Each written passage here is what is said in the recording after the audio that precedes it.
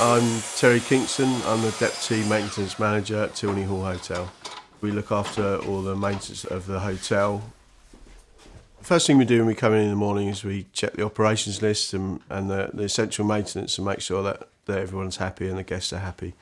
After that, we do more restoration work, from gates to chairs to tables, all sorts.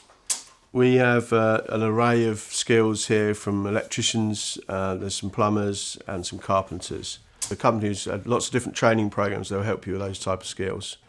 For instance, if you wanted to improve your plumbing, they may send you on a plumbing course. If you wanted to improve your painting, they'll send you on a painting course. We do have apprenticeships, we have lots of young people on apprenticeships here as well. We send them on courses that do maybe 1 day a week at college, or they might do 1 day a week at work and the rest of the week at college, and they'll be trained to whatever department they want to work in. I enjoy working here because there's a diverse range of people from all different countries and all different job skills. I see myself either running a department in the future or possibly even moving to a different department, maybe gardening or some other area of work.